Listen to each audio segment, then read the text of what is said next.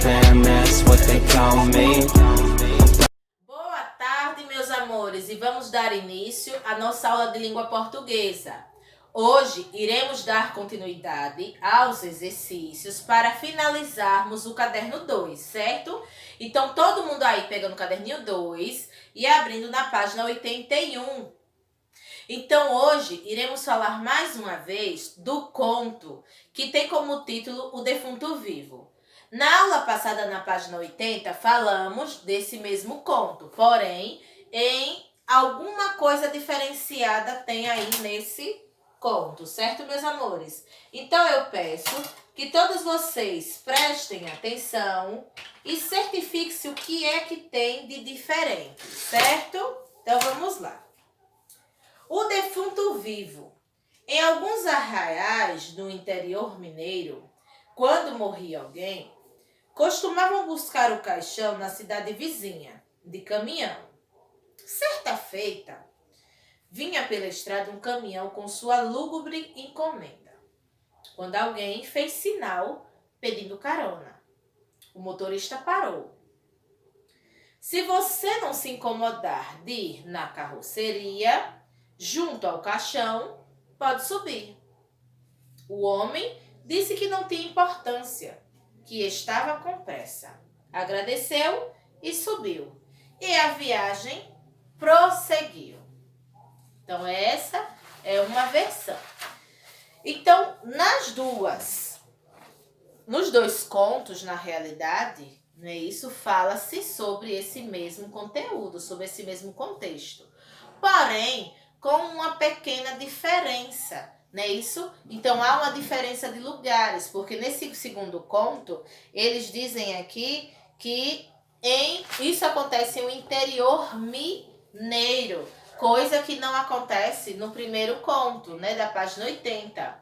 Então, a identificação do lugar é que é uma diferença que existe nos dois contos, certo? Então, vocês poderiam dizer para tia, seu tia, é a mesma coisa, assim, é o mesmo conto, porém, há uma diferença aí na identificação do lugar, pois no segundo conto da página 81, ele diz que isso ocorre em um interior mineiro, coisa que não acontece no primeiro conto da página 80, certo? Então, vamos aí à página 82, onde na questão 7 diz o seguinte: qual a principal diferença entre as duas versões do conto O Defunto Vivo? Ó, tia praticamente deu uma resposta. Quem prestou atenção aí já sabe qual é a resposta, tá bom? Questão de número 8.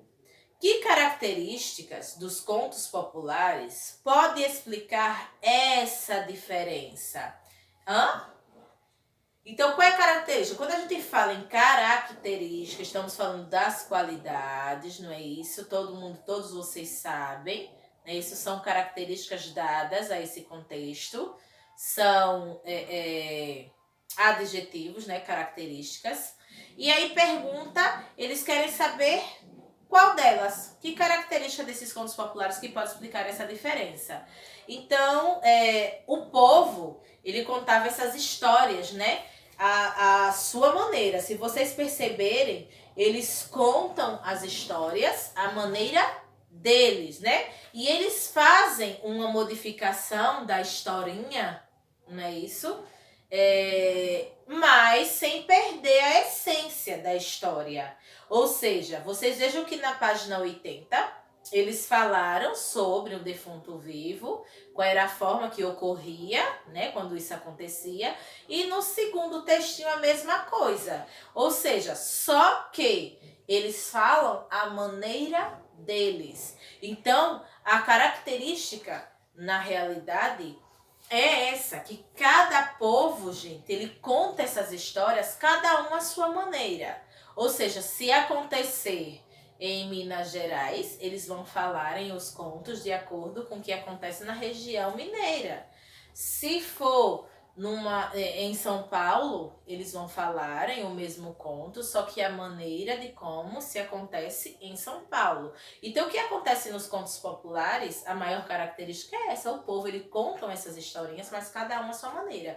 E isso, gente, faz com que eles fazem algumas modificações no enredo, como aconteceu agora, né? Ele disse que foi em um interior mineiro, mas sem perder a essência da historinha, que é falando todo o trajeto de como faz para trazer o caixão quando alguém morre, entenderam? Então a característica é essa. Vamos aí à 9ª questão.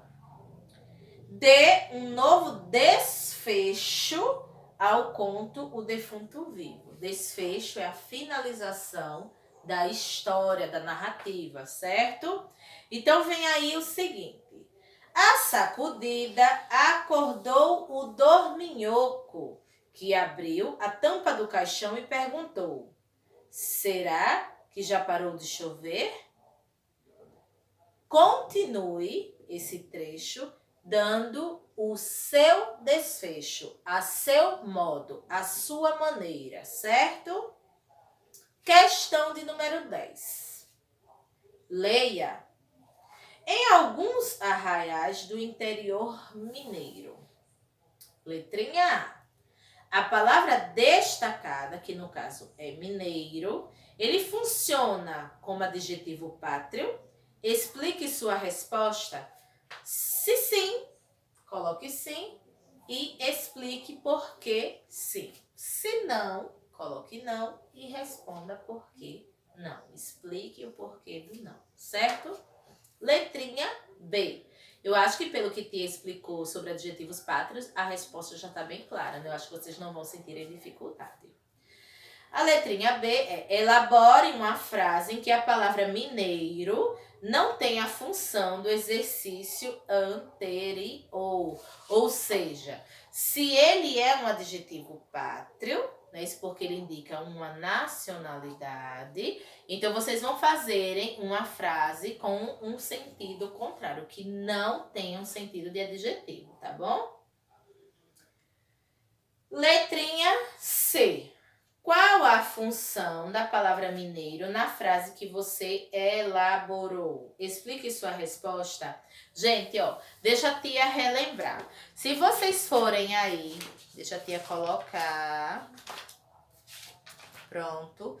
Na página 76, vem aí a gente relatando sobre os adjetivos pátrios. Então, se vocês sentirem alguma dificuldade, vão aí nos adjetivos pátrios. Ó, a gente não pode confundir um adjetivo pátrio. Ó, adjetivo é qualidade, certo? A gente não pode confundir com um substantivo. Por exemplo, tem um exemplozinho aqui que diz assim, ó. Um adjetivo pátrio indica o lugar de origem. Observe, eu gosto muito de comida japonesa. Então, eu estou dando uma característica a essa comida. Eu estou dando uma qualidade. Então, comida japonesa. Então, japonesa é, sim, um adjetivo pátrio. Porém, se eu disser os japoneses são muito criativos, eu não estou dando adjetivo, não estou dando qualidade. Eu estou falando do substantivo. Quem que é muito criativo? Os japoneses. Então, os japoneses. O fato do artigo os vir antes da palavra, isso já caracteriza essa palavra como um substantivo. Então, comida japonesa, japonesa é um adjetivo, é uma qualidade que está se dando à comida. Agora, os japoneses são muito criativos, aí não é adjetivo, a gente está falando da pessoa, dos japoneses. Do sujeito, do substantivo. Entenderam? Então, é isso que acontece no exercício. Ele pede para vocês falarem o que é que ele é na letrinha A. Depois, pede para elaborar uma frase com a palavra mineiro, no qual essa palavra agora seja um substantivo, na letrinha B.